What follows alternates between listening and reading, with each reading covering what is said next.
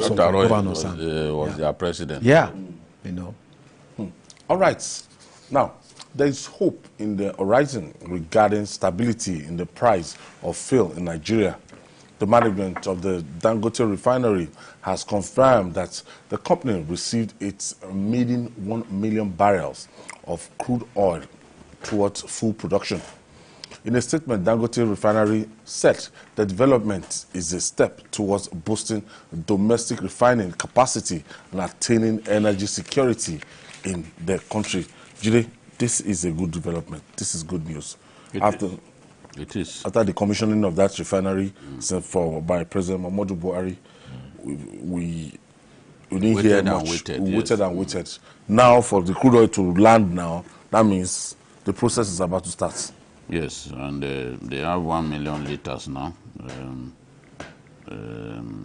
The oil company, Agbami, moved a considerable quantity of crude oil to Dangote Refinery. So, and others too will come in. What Nigerians want to see is not just availability of the products, but they want to see the price go down. And I think that in everything that the NNPC does, they must work towards easing the pains on Nigerians. Yeah. Many Nigerians are excited that, okay, Dangote is coming on board. Yeah. The refineries would probably start kicking off by this December. By December or before the end of the year. They are excited because of the possibility of that helping us to achieve lower fuel prices. There's no other thing. If Dangote makes his money, I don't get a dime. I don't get a dime. But people believe that, oh, with a refinery of that size, that will be able to do 650,000 barrels a day, we would be able to achieve some level of availability, consistent availability of the products. And beyond that, we would also be able to see prices go down. It may not be considerably, but anything that will reduce prices now, because we are not going to incur freight cost. The landing cost would definitely have been lower. So there's no way that it should not reflect. And even reduce pressure on the dollar. Yes, because we spend a sizable portion of what we earn importing refined crude oil, importing petrol. So Dangote now will be in position to produce not just fertilizer, but produce diesel, produce aviation fuel, you know, Jet A1, and all that. All that should be not just help us to lower prices, but ensure availability, because sometimes we do not have availability. People will queue for so long and all that. So it will achieve stability in pricing. I just want to see this help us reduce price to some extent, because our people are going through a lot. This increase in fuel price is one of the biggest enablers of inflation in our country. It triggered it. Yes, food inflation especially, because you have to bring these things down south. Yeah, you know? So congratulations to Dangote for building one of the biggest refineries in the world. Not the biggest, one of the biggest in the world. This is not looking at the project, looking at the I think for me this is the biggest economic news since 1999, because if you look at the last time we built a refinery in this country, you know, so, and you are talking about a refinery that we employ some 30,000 direct and indirect workers, some 11,000 Indians, Chinese over 3,000 of them. So I think this is big news, no matter in what way you look at it. And for the fact that we are going to be having byproducts of petroleum that we are losing when we import crude, you know, including palm, a lot of even weapon, things that are for military use, paraffin, aviation fuel and all that. So I think this is very big news for Nigeria. And the fact that he now needs to buy crude in naira, not in dollars, because since you are getting the crude here, you don't need to pay in dollars. So it is going to save the country a lot of foreign exchange. And so I think no matter what you say about Nigeria, in every cloud there's a silver lining. This is a big silver lining for Nigeria, and I think it calls for celebration. And it's also a challenge for Nigerian government that if an individual can build a refinery, within a period of time, nothing stops the southwest region, the southeast region, south region from also building refineries. So I think it's a... It doesn't have to be as big as that. Yeah, it doesn't need to be as big as this. This is the 7th largest refinery in the world. And I think no matter how you look at it, it's a big achievement for, not just for Nigeria, for West Africa. And I believe we'll begin very soon to see the impact. It may be in trickles, but definitely it's going to make significant impact, in transforming our local economy. All right. Joining us via Zoom is the CEO of Center for Promotion of Private Enterprises, Mr. Muda Yusuf. Thank you for joining us. Thank you very much. Good afternoon. Our concern this afternoon is to ask the question, will the takeoff of Dangote Refinery lead to a reduction in fuel prices? Because people have been asking me this question. Will it translate to a reduction in fuel prices no matter how low?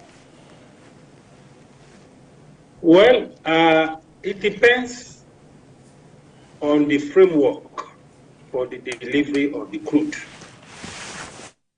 If the crude is delivered to Dangote in dollars, then we may not expect any significant reduction in price. The only difference perhaps we may be looking at will be the differential in terms of the cost of freight if this were imported from abroad. But if the NMPC, applying some elements of political economy to this issue, decides to sell the crude to Dangote in naira and not necessarily at the conversion rate of 1,000 naira to the dollar, if something concessionally is given in terms of crude oil price, then we could expect that kind of effect on pricing. And don't forget, Dangote also has a foreign currency exposure on this project. There's an equity investment. There's also a debt component. We are talking of a refinery of close to $20 billion US. These obligations have to be met. So within the framework of this refinery, not only the PMS, maybe from other products, it will also be committed to generating foreign exchange to be able to also offset some of its foreign exposure, some dollar exposure on this investment. But no matter how we look at it, this is a major investment. It's something that we should appreciate. And let me also say that we should learn to appreciate ourselves in this country. Because I cannot imagine any foreign investor that can take this kind of risk of investing $20 billion in an African country. I have never seen it. So we should appreciate what is our own and try to support it as much as possible. Because even as laudable as this project is, you need to see some narratives here and there. So this is a very good development. And I'm happy that NMPC is also a stakeholder here. So NMPC has a responsibility to make sure that this project succeeds. There's a social side or a political economic side to the issue of energy. So we cannot leave everything to the issue of either market forces or international crude oil price, because the citizens are groaning. And one of their major pain points is energy costs. Doctor, let me ask you what impact this could have even on the exchange rate, because we spend a huge quantum of our foreign exchange earnings to import refined crude. Now that we have this refinery, 650,000 barrels a day capacity, and our refineries too, Port Harcourt, Warri, they will start working. How will it impact on the exchange rate? Will it be significant? It's likely to be significant. Because if currently we are spending anywhere between $1 billion to $1.5 billion,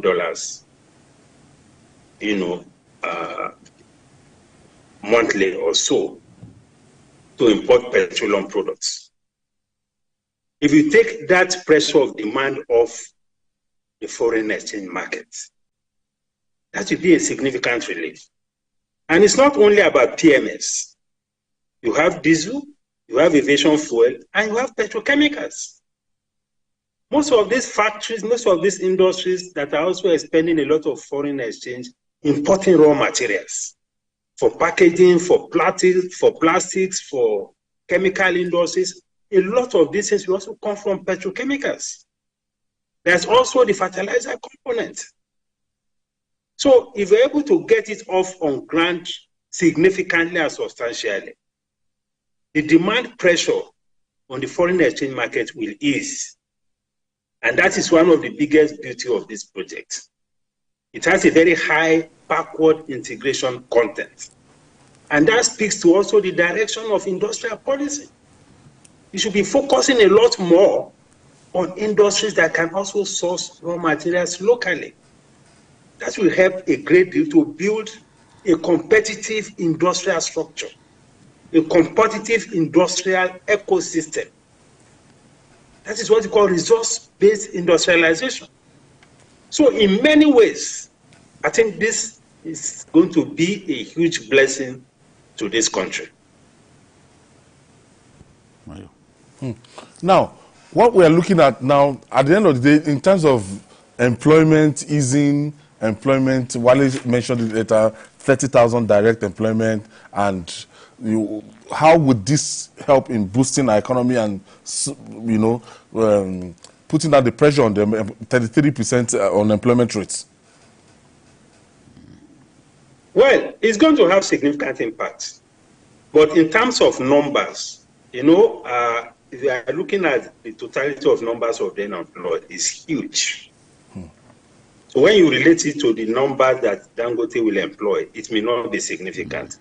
Because this is a skill-based industry. It's not something you can just employ just anybody. And Dangote has invested a lot in training Nigerians, young Nigerians, to be able to take up positions here.